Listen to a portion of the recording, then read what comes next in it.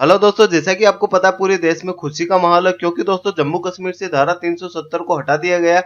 तो इससे संबंधित जितनी भी महत्वपूर्ण जानकारी है मैं आपको इस वीडियो में बताने वाला हूं। तो मेरे साथ इस वीडियो में एंड तक बने रहिए। साथ ही अगर आपने हमारे यूट्यूब चैनल को अभी तक सब्सक्राइब नहीं किया तो प्लीज सब्सक्राइब कर ले। तो चलिए दोस्तों शुरू करते हैं। सबसे पहले हम बात करते हैं धारा 370 के खत्म होने से किन किन चीजों में बदलाव हुआ है। तो सबसे पहले यहाँ पे दोस्तों दोहरी नागरिकता को खत्म कर दिया गया है। पहले यहाँ पे दोस्तों जम्मू कश्मीर के नागरिक की दो नागरिकता होती थी, एक जम्मू कश्मीर की और एक भारत की। तो उस चीज को खत्म कर दिया गया।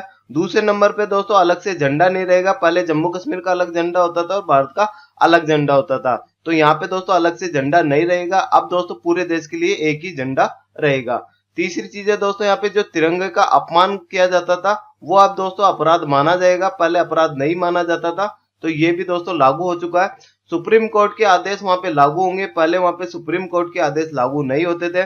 और केंद्र सरकार के कानून भी वहां पे लागू होंगे। उसके बाद है दोस्तों विधानसभा का जो कार्यकाल पहले 6 साल का होता था अब दोस्तों 5 साल का होगा। तो ये भी इंपॉर्टेंट क्वेश्चन है, एग्जाम से पूछा जा सकता है।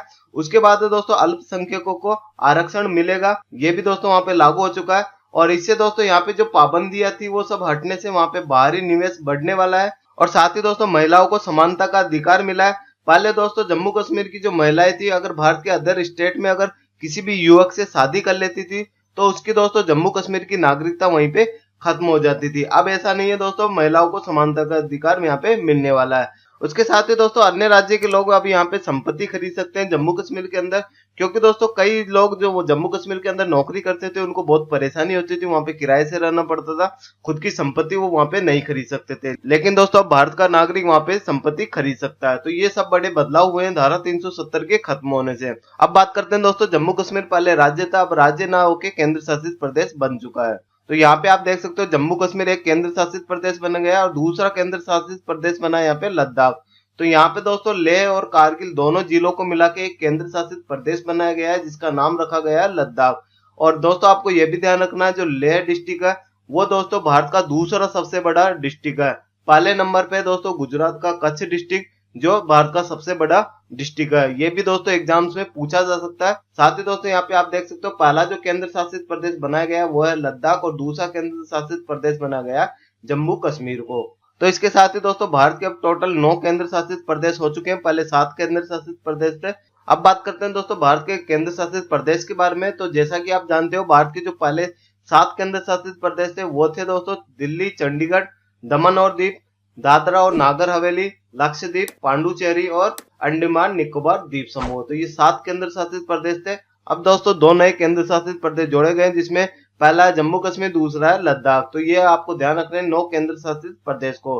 ट्रिक के माध्यम से मैं आपको याद करा देता हूं। तो यहाँ पे दोस्तों मैंने ट्रिक बनाई है, चलो दिल जले दे दो आप। मतलब दोस्तों धारा 370 के खत्म होने से लोगों की इच्छा हो रही है दिल जले मूवी देखने की। हम दोस्तों दिल जले मूवी मांग रहे हैं किसी आदमी से, तो वहां पे हम रिक्वेस्ट करें चलो दिल जले दे दो आप। तो इससे आप आसानी से याद कर पाओगे भारत के 9 केंद्र शासित प्रदेश को। तो यहाँ पे दोस्तों हमारा च से बना चंडीगढ़, लो से बना हमारा लक्षद्वीप, उसके बाद दिल से बना हमारा दिल्ली, दिल्ली है दिल वालों की, और उसके बाद है ज से जम्मू कश्मीर और ले से हमारा बना लद्दाख। तो ये 2 नए केंद्र शासित प्रदेश है, ज से हमारा जम्मू कश्मीर बना, ले से हमारा लद्दाख बना। उसके बाद दे से बना हमारा दमन और दीव, और उसके बाद 2 से बना दादर और नागर हवेली, और उसके बाद आ से बना हमारा अंडमान और निकोबार द्वीप समूह है, और लास्ट में हमारा प से पांडुचेरी। तो ये ट्रिक है दोस्तों जिसको आप आसानी से याद रख सकते हो, चलो दिल जले दे दो आप, जिसकी सहायता से 9 केंद्र शासित प्रदेश हम आसानी से याद रख सकते हैं। अब दोस्तों आज के इस टॉपिक से हम टेस्ट लगाते हैं। उससे पहले दोस्तों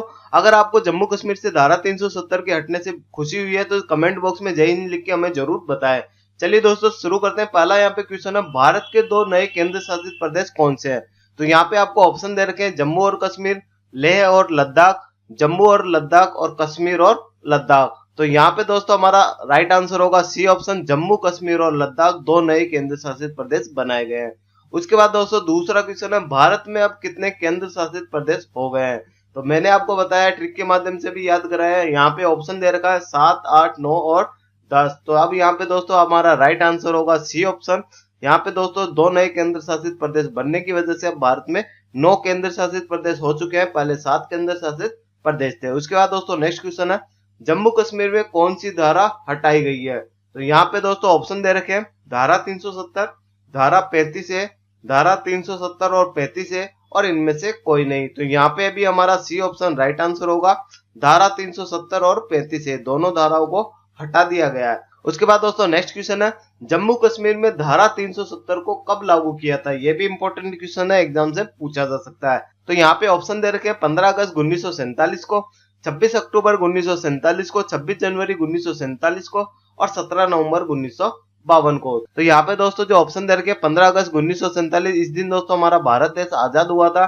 26 अक्टूबर 1947 को, इस दिन दोस्तों जम्मू कश्मीर को भारत में विलय किया गया था।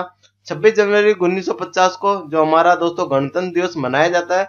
और उसके बाद लास्ट ऑप्शन है 17 नवंबर 1952 को। तो इस दिन दोस्तों धारा 370 को जम्मू कश्मीर में लागू किया गया था। तो ये भी दोस्तों इंपॉर्टेंट है। यहाँ पे दोस्तों डी ऑप्शन हमारा राइट आंसर होगा। उसके बाद दोस्तों नेक्स्ट क्वेश्चन है, जम्मू कश्मीर से धारा 370 हटने के बाद भी धारा 370 का कौन सा खंड लागू रहेगा? तो यहाँ पे धारा 370 के 3 खंड थे, तो आपको बताना है यहाँ पे कौन सा खंड लागू रहेगा। तो यहाँ पे ऑप्शन है खंड 1, खंड 2, खंड 3 और खंड 4। तो यहाँ पे हमारा राइट आंसर होगा खंड 1।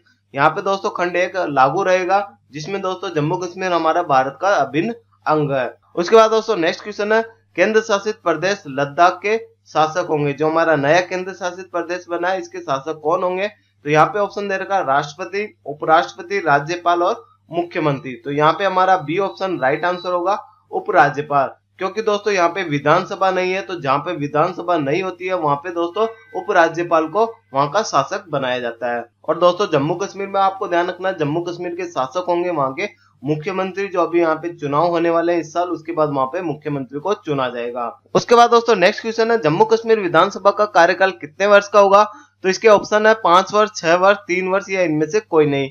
तो इसका आंसर दोस्तों आपको कमेंट बॉक्स में हमें लिख के जरूर बताना है। इससे दोस्तों हमें पता चलता है कि आपको वीडियो कितनी अच्छी लगी है। साथ ही दोस्तों वीडियो को लाइक करें, अपने दोस्तों के साथ शेयर करें और चैनल को सब्सक्राइब करें। मिलते हैं दोस्तों एक और नई वीडियो के साथ। जय हिंद, जय भारत।